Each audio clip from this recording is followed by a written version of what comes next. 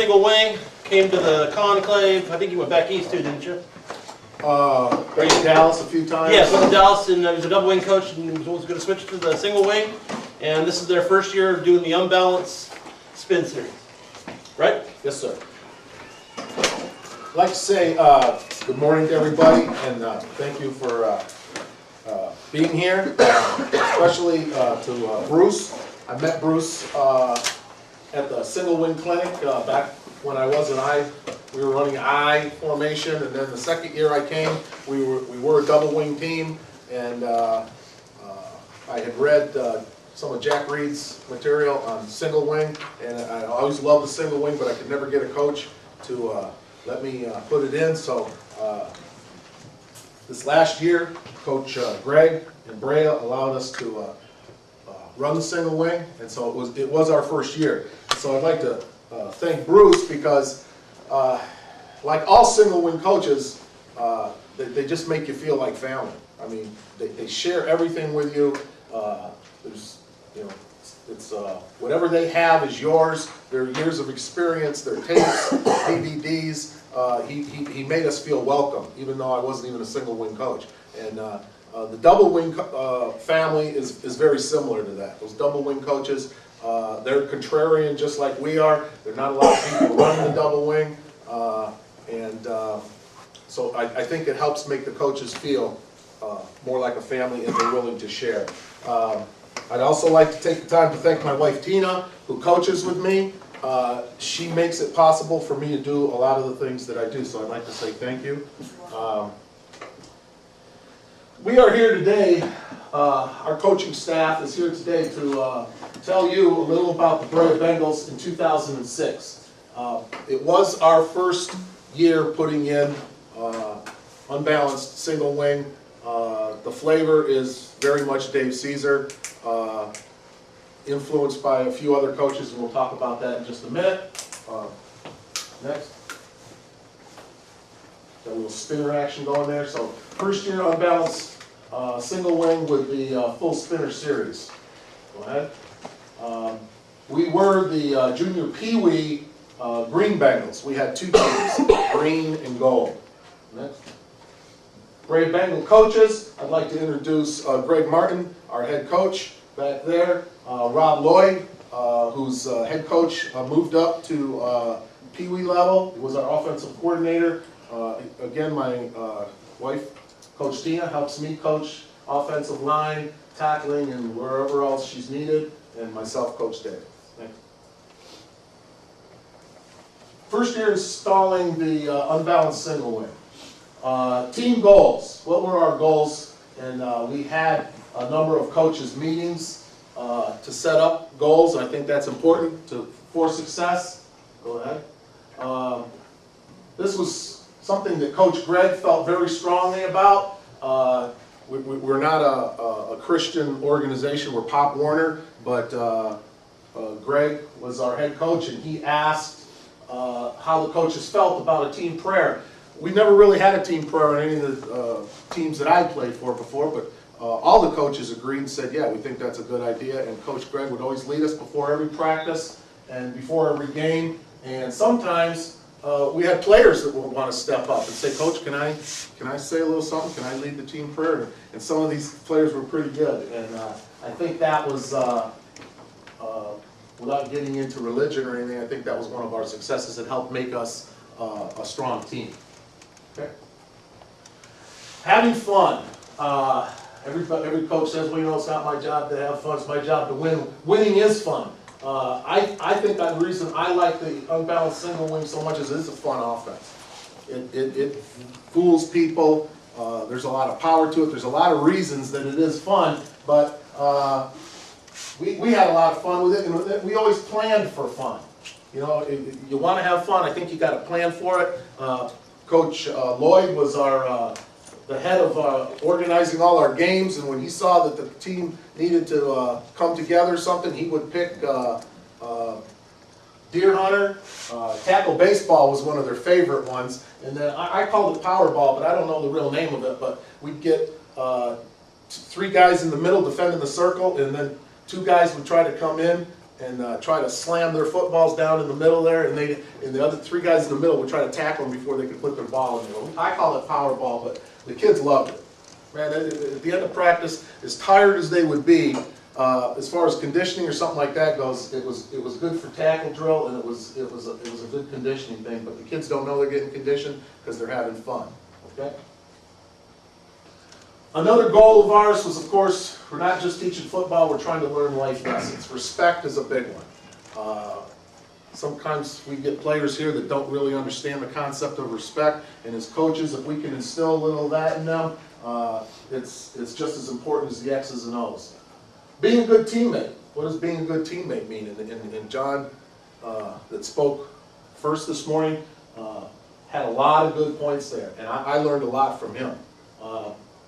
Loving each other, being a good teammate, and not playing for yourself, not playing for your mom or your dad, but playing for your teammate. You're never going to give up in that game. You might give up on what you thought your personal reason was, but you're not going to give up if you've got to come back off that field and look those other kids in the face. Being a good teammate. Give your best effort on and off the field. Rob's wife, Rhea, is in charge of our little scholars, and we really push the, be good in school. Your job is to be good in school first and then come here and be good football players. So give your best effort on the field, give your best effort off the field. We had a really great ceremony this year for our little scholars. We had a big poster made up, and it had a big ceremony on the field, and all the kids got to come and their parents got to cheer for them, and it was really great. Winning and losing. It's really important that the kids learn how to win. I don't like to learn how to lose, but losing is, they got to learn how to lose too. And if they're not losing in the game and you're winning a lot of games, there's ways to teach them about losing in practice. They try something, they're not successful, and they got to learn to be a good sport, not just in the games, but in practice too. Football fundamentals. We were big in deciding that, big decision of ours was that we were going to teach fundamentals. And we were going to teach blocking and tackling, and we're going to teach that every day. After we do our warm-ups, tackling drill, some form of tackling drill or blocking drill is done every day. And I don't know if any of you've got Hugh Wyatt's tape on Sure Safer Tackling. It's one of the best that I've seen, and he doesn't get kids hurt, and with the liability today in football, you want to make sure that the way you're teaching your blocking and tackling, that it's done safe, and we made a commitment to that. And I don't think we had one accident in blocking and tackling. I don't think we got one kid hurt. So those were some of our goals. And next slide.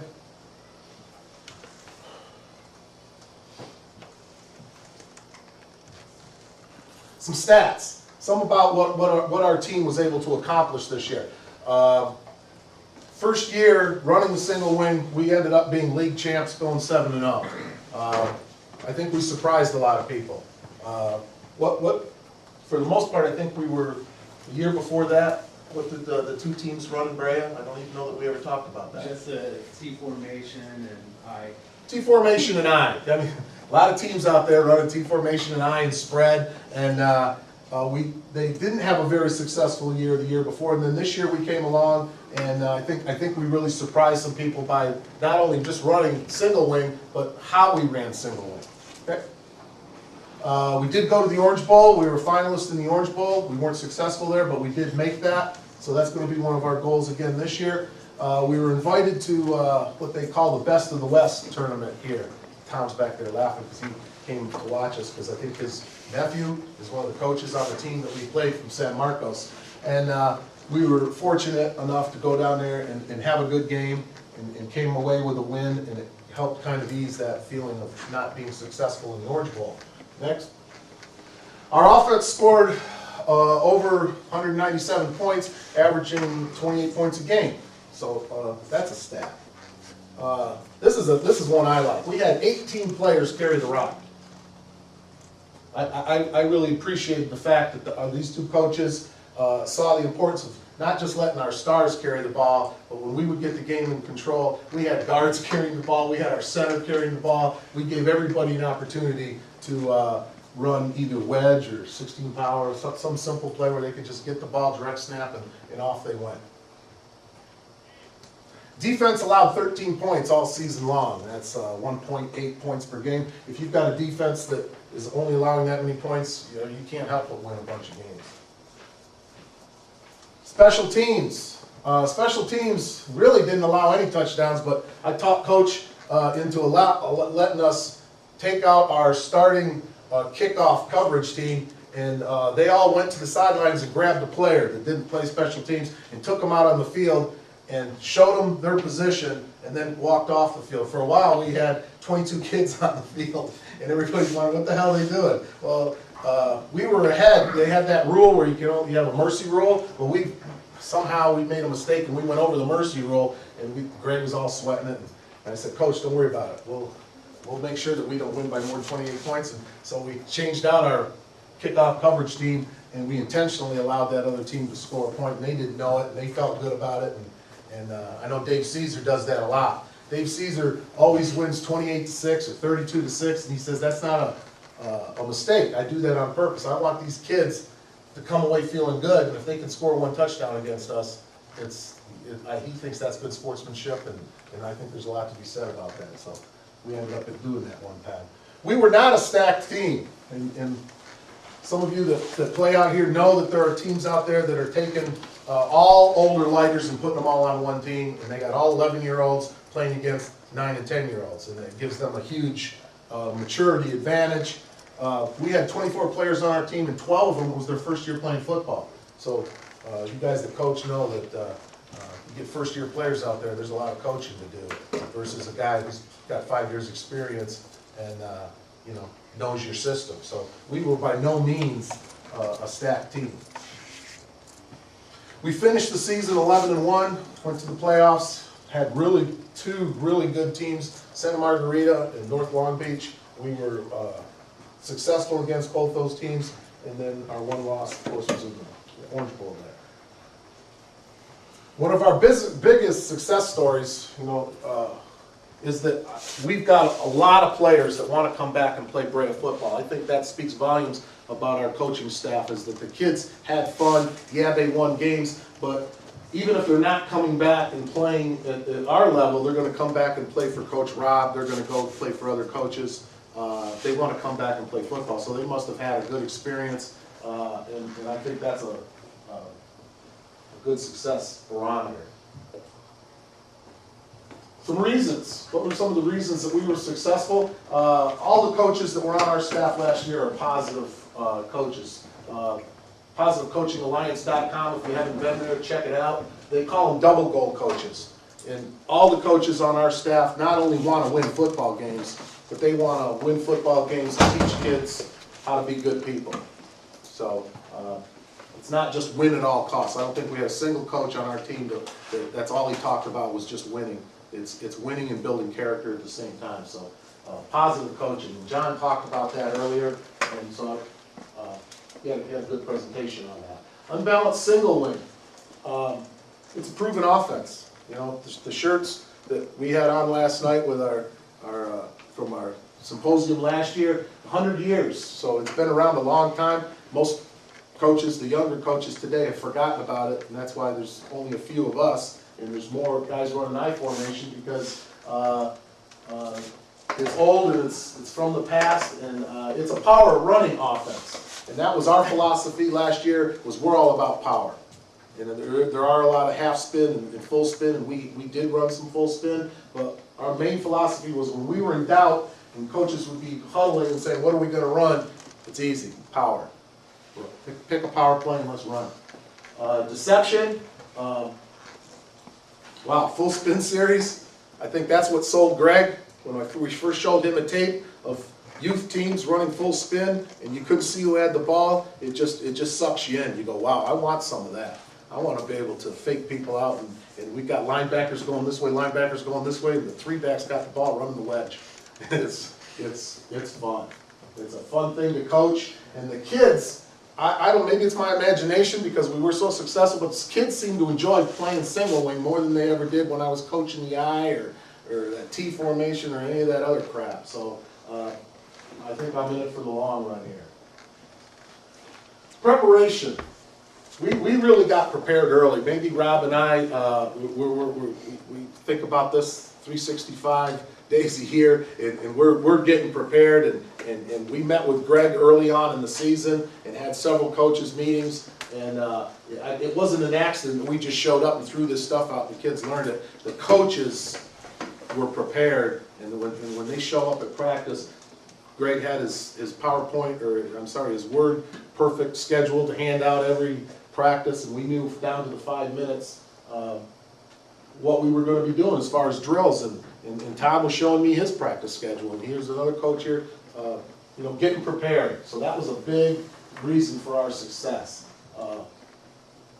Meaningful drills. Boy, that's a discussion on the forum. You go there and there's these coaches putting all these drills out there, hundreds and hundreds of different drills. We don't do any kind of drills that don't pertain to what we're trying to do on that play.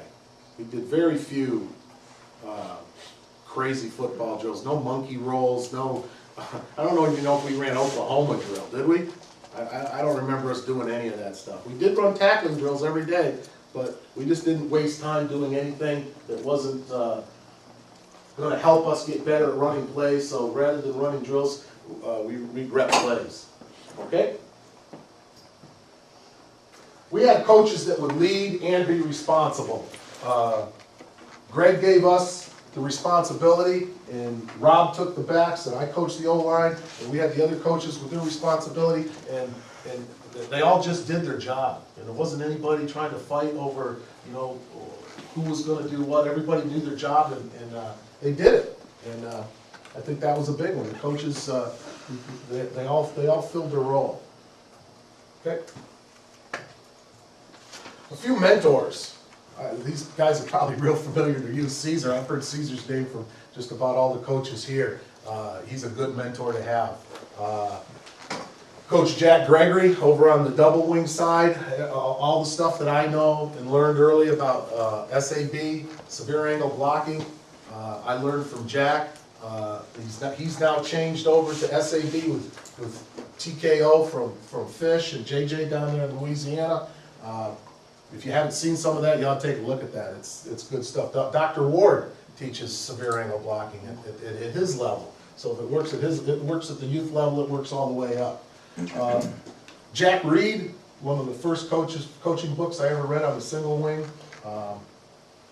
He's got some good stuff. I know some of the coaches here don't buy into everything that he has, but he's got some good books on defense and offense. Dave Potter's a coach that my wife and I met in Dallas. I first met him on the internet, and then we met him down there at a coach's clinic in Dallas. I think Dave went 4 or 5 years undefeated coaching at our level in South Carolina. North Carolina. Don't confuse that South and North Carolina, because they won't let you do that. Durham. Yeah, he's from Durham, and a good coach mentor to have. He has got a great program where they do the little scholar thing, but he takes the awards and gets his shirt on, and his shirt's got all his undefeated seasons on it and everything. He's got good coaching gear, and he comes into the classroom and he will do a presentation to each student athlete that has reached a certain GPA average, and they make a big deal about giving these awards out, and the kids love it. And his academic program is second to none.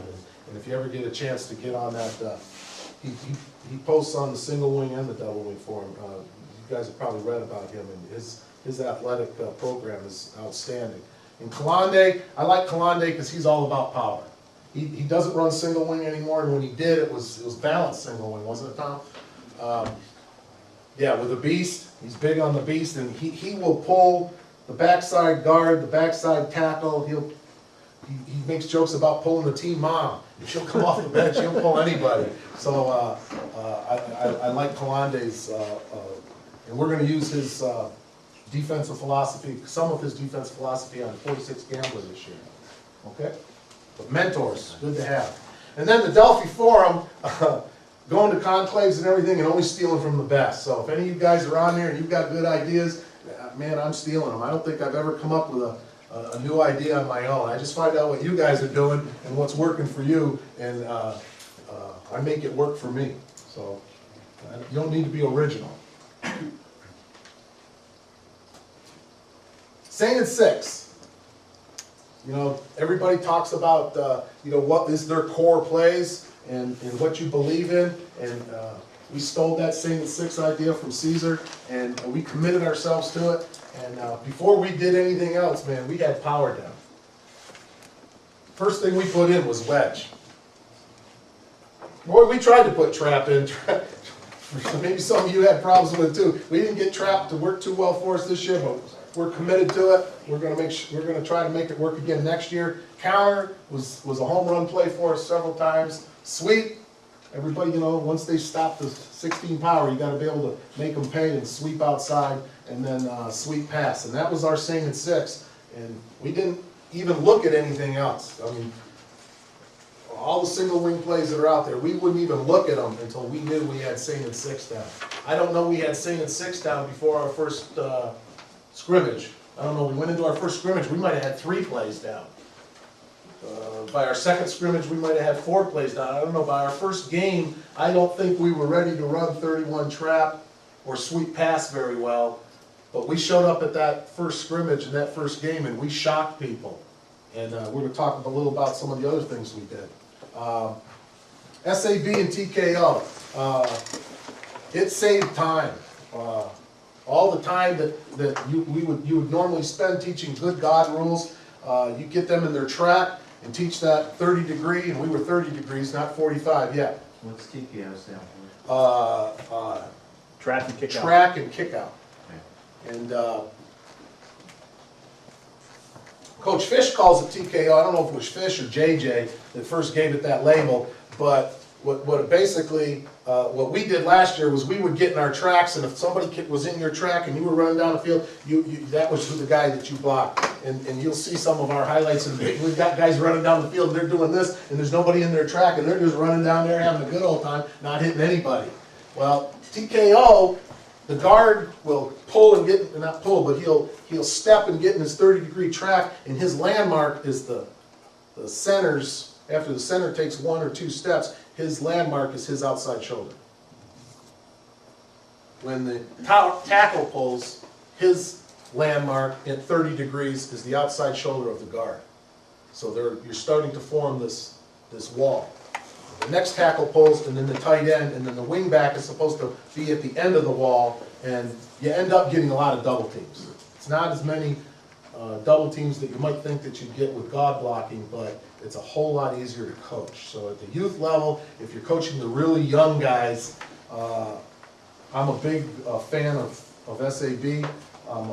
We're going to try to go God this year because we really want to get some more power in our double teams. But when they come up with those defenses like the gap air mirror, I ran gap air mirror, I put 10 guys on the line. I didn't care. If you get 10 guys on the line, you're not going to do God blocking for very long. You're going to have to go to a down block, a domino call or something, and you know, you're back to SAB anyway. So a lot of coaches, they use it 75% of the time. It's great. Our O-line pride, man, I coached the O-line last year. I always try to let them know this is your team. You guys are the leaders of this team. You know, those guys in the backfield that work for Coach Rob, they don't do anything until we do our job. You know, we touch the ball first, we give the ball to them, we open up the holes, and they bought into it. We really had a lot of, I think, O-line pride this last year. Good reason for success. We ran no huddle. We had never done that before. Even when I ran double team, we didn't run no huddle. At the junior mighty might level, we could even have coaches out on the field, so there's no reason to run no huddle. But I'm going to pass this around. This is one of our risk coaches. You guys can take a look at that. We shocked teams. We come out there, we were the only team that I saw that had risk coaches on and ran no huddle. Is that correct? Did we run against anybody else that was doing that? And their defenses would be over there looking at their coach going, Coach, they're still at the line. We just ran the play and they're not going back and getting in the huddle. Well, down, ready, set, go, and we're running another play and the coach is going, timeout, timeout, timeout. And we shocked some people. Question. Yeah. Question for you. How did you communicate your plays in for your no huddle? That was pretty simple. talked to a couple coaches and they said, well, I have this Magna Doodle thing. So I went down to Toys R Us and I bought one and I said, oh yeah, look at this, you can draw on it and then it erases real quick and the rain won't get to it, and it's kind of like a magnetic etch-a-sketch thing, but you can write on it with a pencil. But I said, nah, that's not gonna work. And other coach said, well, you know, get a big whiteboard and you write the number on it and then you show it to them and then they'll know. So as that wristband comes around, you're gonna see that it's got three columns. It's got an A column, which is colored, it's got a B column that's a second color, and it's got a C column that's a third color. And then there's 1 through 9 plays in each column. So we would have 3 letters, A, B, and C, all different colors, and that would be on 1 3-ring binder here. And then we'd have 1 through 9 on this. And Coach Rob would call a play, and he'd say, Dave, give me A9. Okay? Get A, get 9, 16 power. The kids would look at their wristband, and if he was the guard, it might say 16 power, it might just say SAB to the left. And he's the guard, and his wristband is just for guards, and he would know that that's what he does. He doesn't even have to know where the ball's going, but that's his job. And they said, oh, this is pretty easy. So your linemen had different coding on theirs opposed to your running backs? Yeah, Receivers? the guards had different ones from the tackles, because our guards would pull, and maybe our tackle's not pulling, but our power tackle would pull on the reverses, so his would be different. The running backs were different, the wing backs were different. Everybody's wrist guard had the plays on it that we were going to run that day, and not only told the play, but it gave their assignment. Now, we were worried for a while about somebody's going to steal our plays, so we said, well, we'll put A1 is 16 power, B4 is 16 power, and C7 is 16 power. So they, you know, you got 3 different ways to call 16 power, and they're never going to catch on to that. I mean, these coaches are coaching 10-year-olds too. And even if they did catch on, not the coach has got to see it. He's got to communicate it to the linebacker. The linebacker has to tell the lineman, and by then, we're already at the line of scrimmage. We're running plays so fast, even if they knew it, they couldn't do anything about it. So it really worked well for us. The kids didn't know any different. They thought, hey, this is the way you play football. How many people did you give wristbands to? Just your offensive starting 11 and maybe a sub or 2, or did the whole team have a wristband? I don't think we had enough wristbands for the whole team. We probably should have. But we had kids that really didn't play much offense until we were way ahead. We had teams, some kids that played just defense, some kids that played just offense. So I would say that we probably had about 16 or 17 wristbands, and we probably could have had more. I know that the defensive coach had wristbands for his linebackers so that he could give out signals to the rest of the team. But yeah, you could give them to your whole team. That's about $6, $7 if you buy them in lots of 12. I think they're $6 or $7 a piece. And I washed that about 3 or 4 times. It held up pretty good. Any other questions on wrist coaches? Where'd you get the U size? Where'd you get the small one for you? You know, I was just talking to my wife about that too. I just ordered some new samples because Rob and I are looking to get them cheaper this year, but I like the quality of those. Don't get the terry cloth ones. The terry cloth ones, they don't hold up. You wash them once, they stretch out. They are $3, but if you're getting a wrist guard for $3, you're probably not probably getting the cheap one.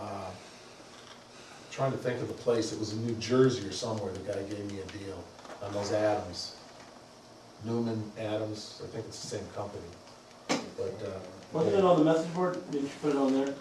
yeah, I'm still looking for the guy to send me. So I ordered them 3 weeks ago. The guy still hasn't sent them to me. So now I got to go find out, what'd you do? You took my money and you're not going to deliver me? I've tried Anaconda, and you can get them for about $6 a piece at Anaconda, but they have to special order them from Adams because they don't There you normally go. have them out of season. There you go. And if they tell you they only have white and black, that's not true. You search around and you can get them in green and red and a lot of team colors on there now. So What was we got that, those. Newman what? Would you say Newman what?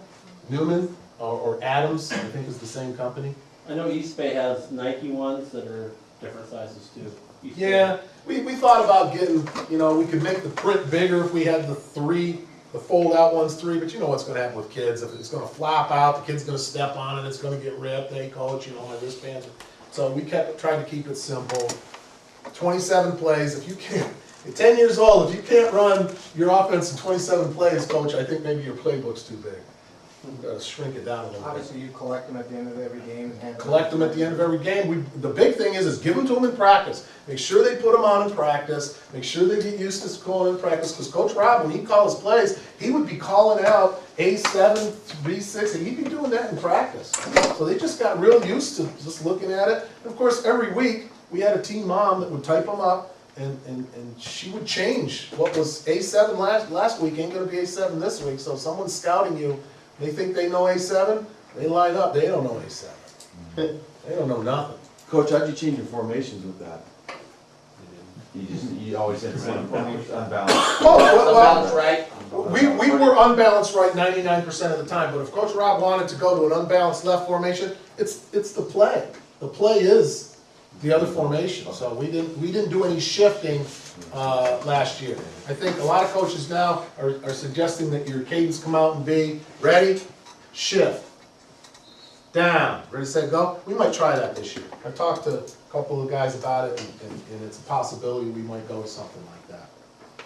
I know in '92, we just made laminated cards and taped them on. Cheap. Yeah, I mean, they didn't have the wristbands back then, so we just laminated the cards, put it on, taped it on, and then they had. And our 10-year-olds don't have any hair on their arms, so they don't have to worry about ripping their hair off. They won't be crying.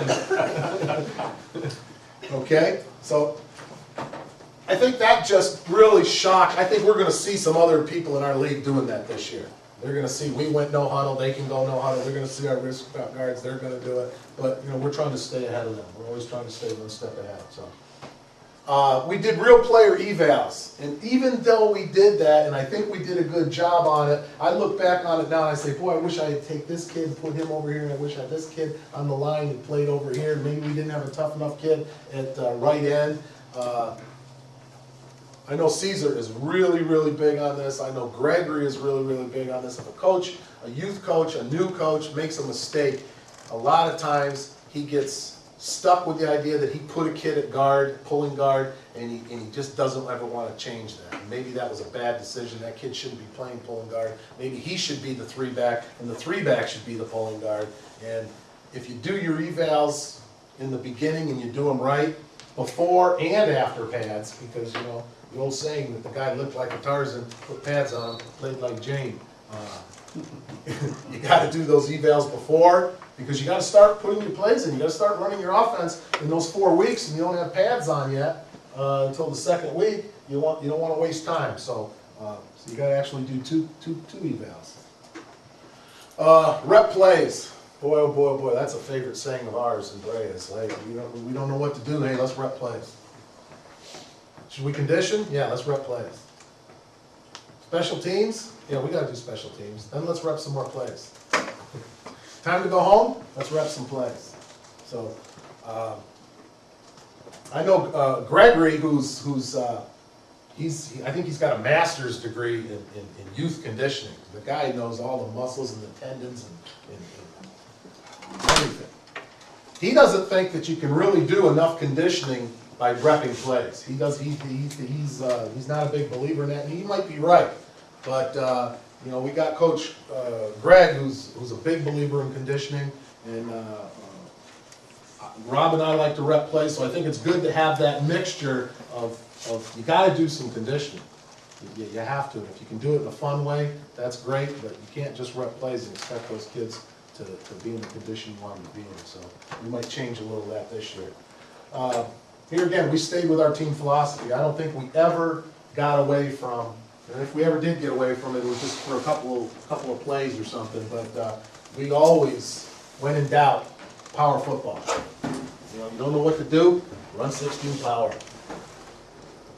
And if they stop it, do an adjustment. All right, Coach Harold is here. Next. Changes. What are some of the things, that you would change if you could change for 2007? What would you change for 2006? Well, we better not change a whole lot. We had a coaches meeting the other night and we said, well, we better not change a whole lot. We were very successful last year. Let's just fine tune it. So maybe not changes, but fine tuning. I think I can do a better job on the O-line. I think even though we were successful with SAB, we're going to try some good God this year.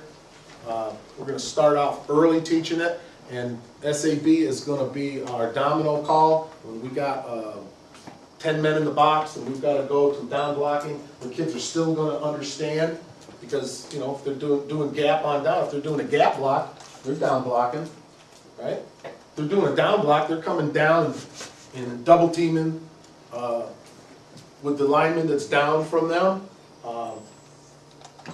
I don't believe that we're gonna have, the kids that we're having play on the line, I don't know how successful they would be at our level, at 10 years and 11-year-olds, chasing linebackers anyway. Because the linebacker, he's probably the #1 athlete on the defense, or on the team, or he's the #2. And you're asking one of your linemen, who's maybe one of your 5 or 6 or 7 best athletes, to go chase the #1, that usually doesn't work too well. So if you can just get linemen to block linemen, and let your backs go get those linebackers, that's what we try to do. So, but we're gonna try to do a better job, I'm gonna try to do a better job this year with good God blocking. Hey, Coach, Yes? I know it's God blocking, but what's good God? Good is just another, when you pick your at man and you're gonna run at the 6 hole, and Steve calls him the guy that they're running at, his job is not God anymore, it's gap on, outside, down. So he's gonna do everything he can to keep the guy blocking here, here, or here before he goes down. That's just an extra O that Steve Kalande, I don't think he invented it, but he sells it. He's selling it. Improve our play action passing. We did run 18 sweep pass. We're going to run 18 sweep pass this year. We're going to run 18 sweep, 16. We were talking about 16 power pass last night. That happens to be one of you guys that know Coach Flores, Richard Flores. He was at dinner with us last night. He couldn't come today, but you know, they called him Air Flores for a reason. I always thought it was because he was a commercial airplane pilot. You know, he flew in the air all the time. No, he liked to throw the football, and he was throwing the football at the youth level, so they called him Air Flores, and he drew up 2 of his favorite play-action passes for me last night, and so we're going to try to do a little better job with that this year, because sooner or later, you run against a really strong team that's got the same physicality as you, the same maturity level as you. If you're just running the football and you can't make them be afraid of the pass, it's hard. You get those 6-0 games, or you might be instead of being ahead 6-0, you might be behind 6-0. It's nice to get them to get off the line, you know, threaten them with a pass. I know that's an ugly word to some coaches, pass. Coach quarterback throwing and wingback and tight end receiving. We've got a couple of tapes now from Darren Slack down there in Florida, who's a great quarterback coach. We've got some of his tapes on the correct way to mechanics of throwing the football. We're going to work on that this year, and you can't ever do too much on teaching kids how to catch, because what good is it if the kid can throw and then the guy doesn't catch the ball? And at the youth level, that's a big concern. We're going to install one defense this year. I talked to a couple of coaches about what we did last year, and maybe we tried to do too much. I don't know.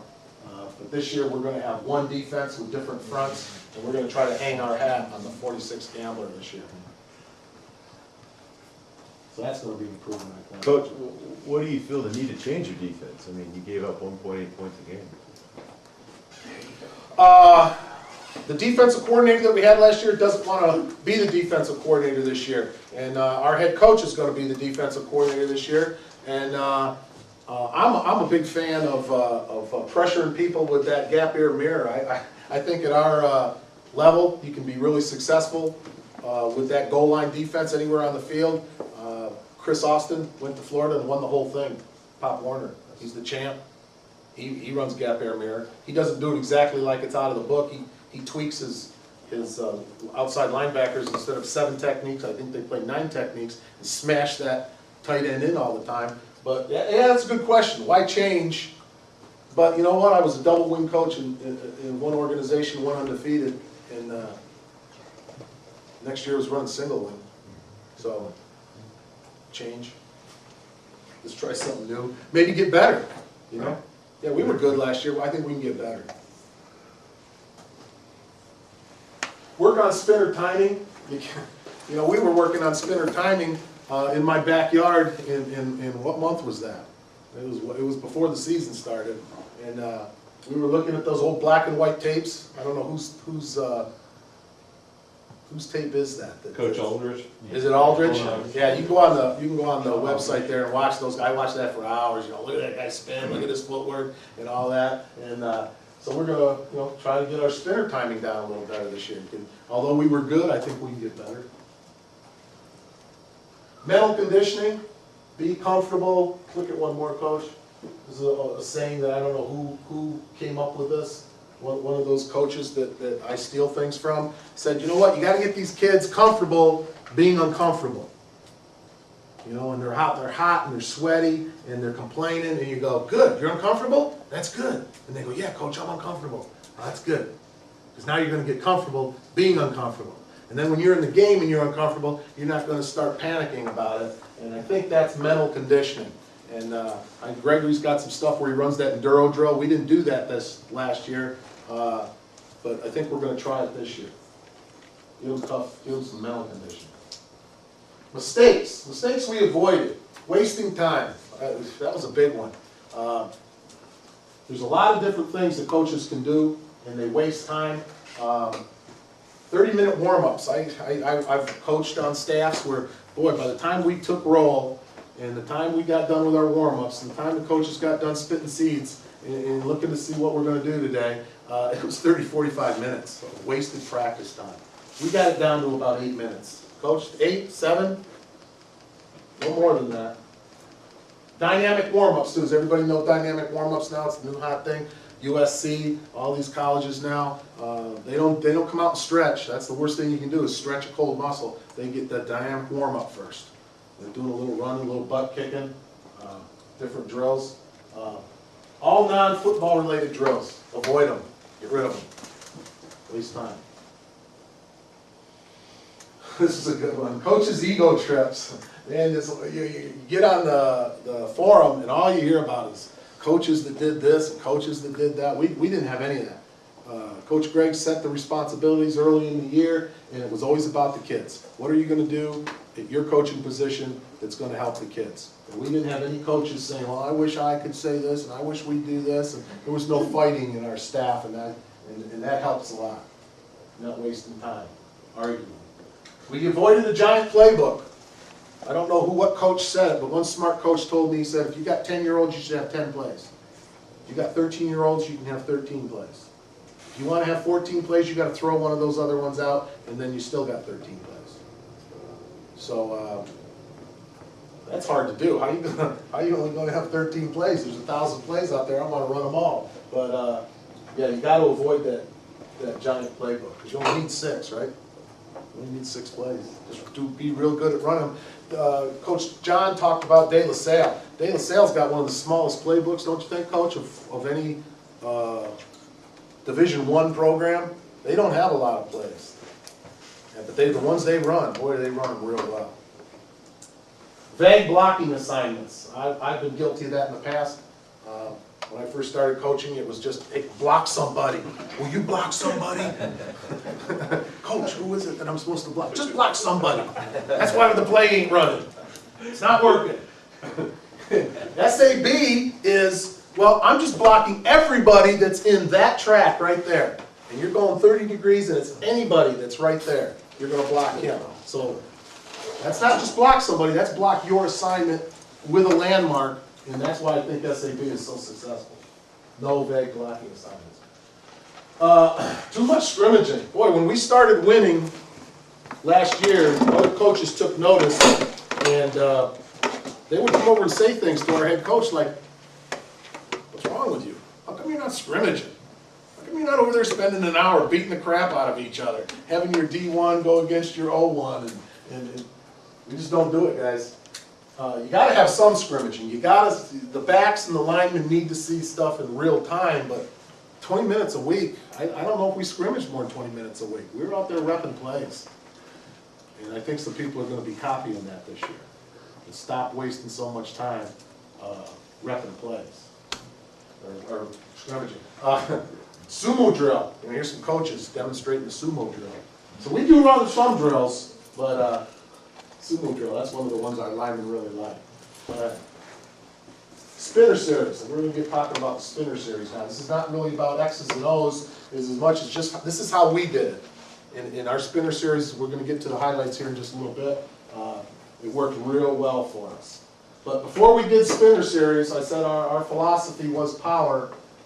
We're not running any spinner series until all the coaches are real happy that we can march down the field playing power football. Once we get that down, then we can talk about putting in some spinner series. Only after we got real good. We got to get real good first, and then we can add more deception. We coached up the coaches in the off season. Here again, if the coaches get together, and they don't even have to have kids around, they get together as a coaching staff and say, this is how we're going to coach this drill. This is how we're going to coach this timing. And the coaches are real familiar with it. They're not wasting time, and you get the kinks out. And the coaches, I don't think, are as nervous once they've had it done during the off season. Especially for us, it was something new to us. We've never coached single wing before, so we had a lot of learning to go through. Watching film, getting that old black and white out, and a lot of you coaches, I want to say thank you for sharing what you had done before. You know, that's what helped us. Being able to see it on film. You know, you talk to coaches on the internet, that's one thing, but if you can get film of a team my age, 10-year-olds, and how they spin, and see it, like, I can coach that. The kid's turning in a circle, he's handing the ball off, hey, that's easy. Seeing is believing. Especially coaches who you're trying to convince, hey, we can do this. If you can show them on film another team is doing it, it's not a high school team, it's a youth team, seeing is believing. So I love watching film on this stuff. You guys probably recognize this. This is the X's and O's part of it. Spinner 26 power. I think that was the first spinner that we put in. Go ahead. Footwork. I'm not going to get into the footwork because there's a lot of different guys they've got great PowerPoint presentations on the forum on how to do the footwork, but it's really what works for you. Each kid that you're going to have at two-back, that's your spinner back, he may do better taking that little baby step with the left foot first. He may work better for him if he's taking that right step and then he's coming like this. Let him try it a few times, let them work it out. If he's really having a problem, then you're going to have to spend some time coaching it. But if he just naturally has good footwork doing it his way, and the mesh is what you want to get tight, and the mesh is tight, then there's a lot of different ways to do that footwork. And the power presentation that I saw this last week on the forum had 3 different beginning steps, whether you were going to end up spinning and going to the left, if you were going to spin and go straight ahead, or if you were spinning and going out to the right. The footwork was a little different. At 10 years old, I can't teach 3 different kinds of footwork to my 10-year-old. He's going to go, Coach, come on, you're killing me. So, you know, we're going to get that spinner back in there, or we're going to have 2 different spinner backs, and we're going to work on the footwork with them, and whatever works, works. Your unbalance was to the right? Our unbalance, 99% of the time, was to the right. Your spinner, did it matter if it was right or left-handed? He was right-handed. Would it matter if it was left? Yes, it would have mattered. I would have had to probably coach it different with him. Yeah, would have made a difference. Would it be worse? And we didn't snap. I saw Coach Harold walk in here. We don't snap to the center and let the 1 and 2 back decide who's going to get it and grab it. We snap to the 2 back. And when we want to snap to the 1 back, we snap to the 1 back. And how does our center know? He looks at his wrist guard. And if we call A9, it says snap to the 1 back, snap to the 2 back, snap to the 3 back. So he knows every play who he's supposed to snap to, and it's easy for him. Yes? In your spin series, did you do real fakes, or did you just do like Caesar says about with the young kids, they didn't do full fakes, they just had the quarterback hide the ball and do the rocket baby and all that? Yeah, that's a good one. We didn't run, we're going to talk about that in a little bit, but we didn't run much 18, and maybe because Caesar influenced us not to run 18, but we practiced 18 and we put it in. That was, I think, one of the first ones where he takes the ball and he spins and his back is to the right defensive end, and he can't see, that end right there can't see if this back's getting it or not. And then when he does this spin, here comes the 4 back, and now that defensive end can't see if the 4 back's getting it or not, but the ball's right here. The ball's right here all the time. It's not one of these holding it out, because when we did hold that out, I think we were getting a lot of balls knocked out. And They just couldn't get that. So we just wanted the guy to sell it. You know, and he would do that swim move, and then he would hold his hands here and run with it. And but the fakes do sell it. If you have good fakes, and then being so close to the line, I mean, you're up here at the line and it's all happening right here, and those linebackers can't see. And they're like, and if you get those linebackers just to hesitate for a little bit, play's gone. Next. Alignment is key, and I think every backfield is a little different, so you got to play around with the alignment. Just what was drawn up there might not work for you. Your wing back might not be 1-and-1. He might be so fast you've got to move him back and move him out a little bit. Get your spacing right, and the timing will work itself out. So I think alignment is key. Timing, timing, timing. And here again, the sooner you get in it and work with the timing, that mesh will happen, and then you'll get the one back coming out and 4 back coming in, and it's beautiful. But you got to have patience with it. You know, if you're not a patient coach, you put the spinner series in, it's like the wedge. The wedge takes a long time, and you got to be patient. Know that it's going to look ugly for 3 or 4 weeks, and then all of a sudden it comes together, and you go, boy, I'm glad I was patient. You've got to be patient with the timing on the spinner series, because if you're not, you'll say, oh my God, these kids aren't getting it, maybe I can't coach it. Yeah, you can coach it. You can coach it and they can do it. But you're going to have to let them fail at it. So, and just keep going at it and going at it, and you'll get it. We started with 26 spinner, where we would hand him the ball, we'd put the ball in his, just give it to him and then say down, ready, set, go, and he would do his footwork and he'd keep the ball and get his movement down while we were working on the mesh. So we're not snapping the ball to him, we're just putting it in his hands. And then, you know, make sure he keeps his elbows in. Sometimes they want to do this, and then they turn around here and it's hitting them in the elbow. So that was a big thing, keeping their elbows in. Then we'd add the 1 back. After we got the spinner guy down, then we put the 1 back in. So now we got the 1 and the 2 back working together. About how long did it take with your kids for the 2 back to get a spinner down before you added the 1? I think we started in my backyard, and I think first time we tried it, they were just doing it. You know, my son was 9 and yours was 10, and the other kid was 9. You know, the way to do it is start out with no ball. Yeah. Come out here with no ball and get the footwork. Yeah, I think we have no ball. Yeah, You're no just ball, working on the footwork, and you're seeing how the mesh looks, and then I think the next one we talk about, we put a coach where the middle linebacker would be. Coach is just standing there, and you're letting the 2 back decide what play he's going to run. Is he going to run 26? Is he running 18? Or is he running 43? 47? And then if the coach can't see who the ball's going to, that middle linebacker who's 10 years old and his eyes are way down here, he's got to look through the offensive line. It's all standing up here blocking, which they're not supposed to. And, you know, they can't see where the ball is. Okay? And then we put the 4 back in, and then we make sure that that's the hard part. Is in my mind is, you know, I don't know what Rob thinks is getting that 4 back in the right position so that his motion is slow, but when the ball's snapped, we want him at full speed coming through here. We don't want him jogging through there.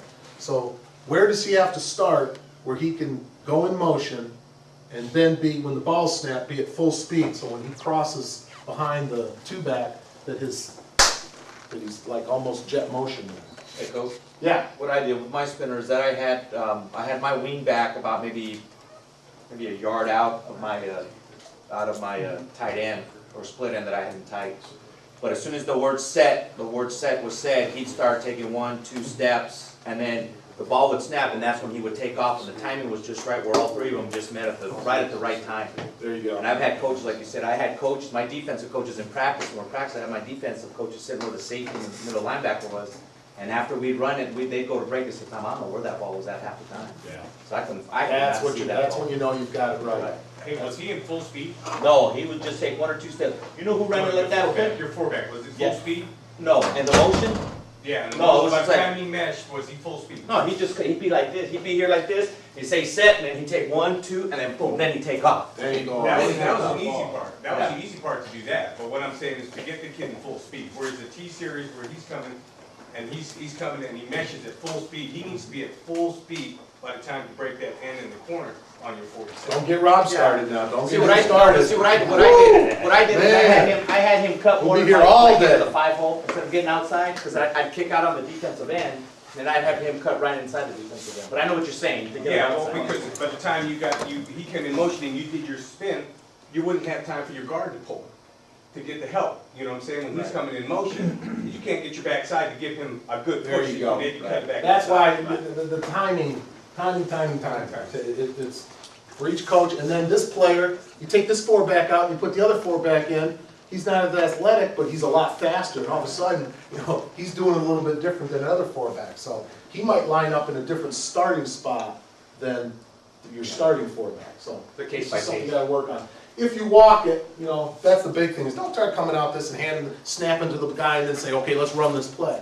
You gotta walk this play, and walk this play, and rep this, and then you gotta jog it, and then you gotta jog it, and then, when you get comfortable, and the kids are comfortable with their footwork, then you can run it. I was watching the thing that you gave me last night on Dr. Ward out there doing it in Colton, and he's not giving them the ball, they're doing it without the ball. Then they're doing it just standing there with the ball, and they're going, step 1, step 2, step 3, and he's doing it step by step. That's like in the jog position, jog. I don't mean jogging, I mean 1 step, 2 step, 3 steps. So if that's good enough for Dr. Ward to teach it 1 step at a time, that's good enough for me.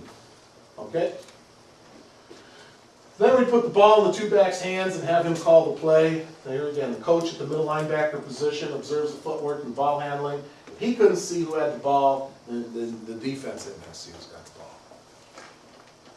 Next was adding the number 3-back and the snapper. And coach up the fakes.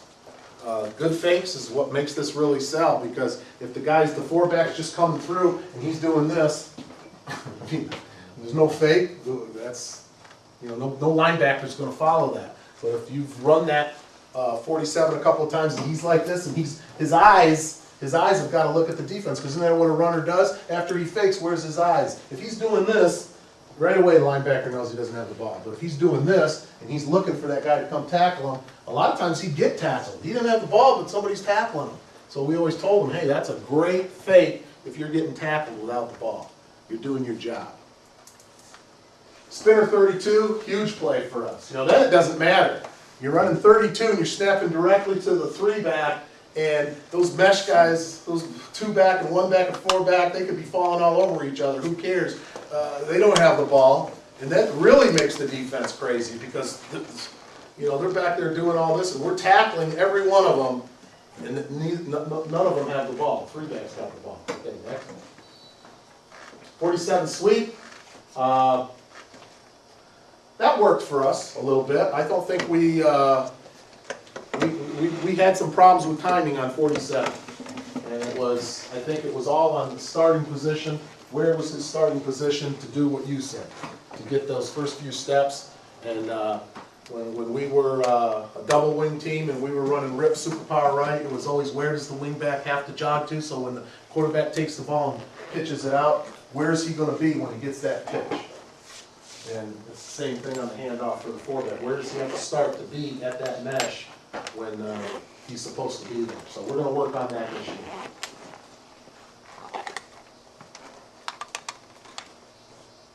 Spinner 26 would have to look really good before we moved on. Like anything else, putting your string at 6, 16 power's got to look really good before you put in 31 trap. So you're putting in 1 play at a time. Don't be in a big rush to move on to the next one until you get 26 down. 26 was a big play for us. Other teams just couldn't figure out, what the hell is this guy doing? He's getting the ball, he's doing this, turn around, and he's coming right into the 6 hole.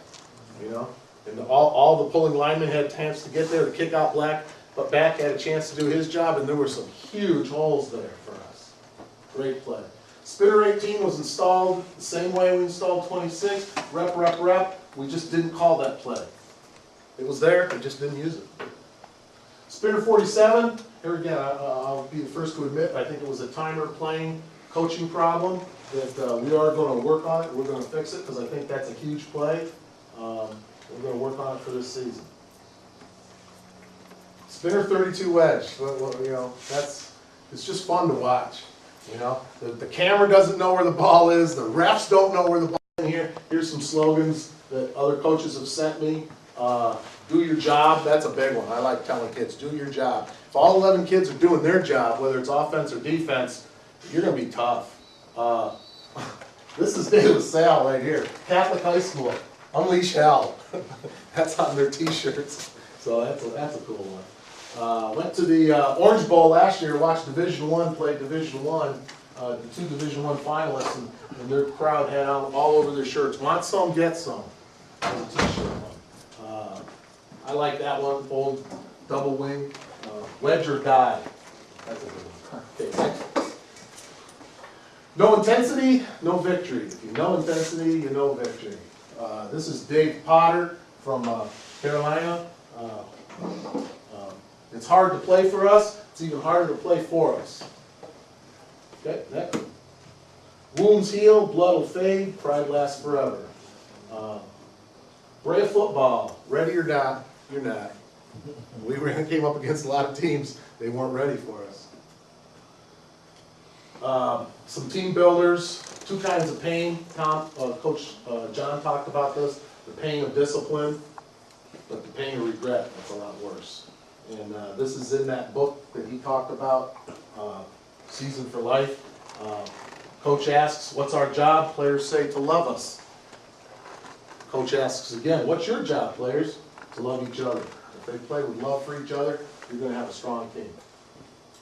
And this is the book that he talked about. If you're going to read one book this year, Season of Life.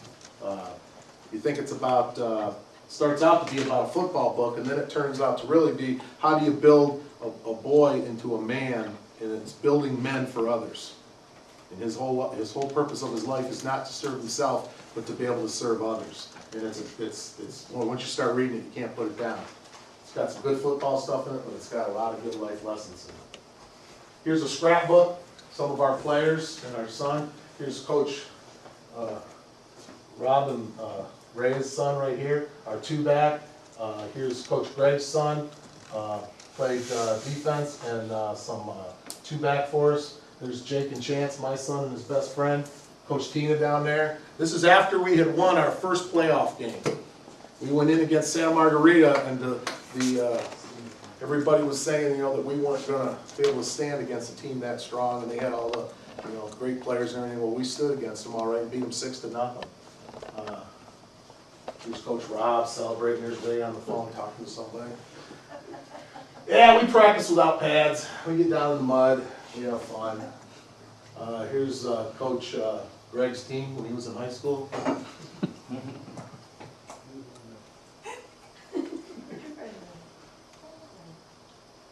Here's a PowerPoint plan there. Okay, I'd just like to say thanks, guys, for having us here. I think the next one is, are there any questions on anything we talked about? Tom? Yeah, Dave, when did you put in your adjustments to the 16 power? I think once we got 16 power in, and we probably had 3, I don't know that we got the whole Saint at 6 in. I don't know that we had 16, probably we had 5 of the Saint at 6 in, and then we realized we got to be able to do adjustments. We got to be able to do nasty. We got to be able to do nasty tunnel. We got to be able to, I think we even talked about sending our B back the wrong direction in case they were keying on our 3-back. I don't know what do we call that call? That's wrong. That's wrong call. And you got a cross call. And cross call. Once you get 16 power in, you want that play to work. You're gonna run 16 power no matter what. And there's no way that they're gonna be able to stop 16 power because you have your adjustments. And once they get so unsound that they stop it with the adjustments, then they're dead somewhere else. So you want them to adjust. You want them to over-adjust. You want to get everybody over there so you can come back and hit them with a home run going the other way. So I would say that after we got real comfortable running 16 power, we want to put the adjustments in real soon. Because that's what you're hanging your, that's what we hung our hat on. Next one. Here's our my email, and our website is greatfootball.com. If you want to come to our website, and we have a website for put our team pictures on and stuff. You guys can go there and track us and see how we're doing during the season. And thanks, and keep spinning, guys. Good job. Thank you.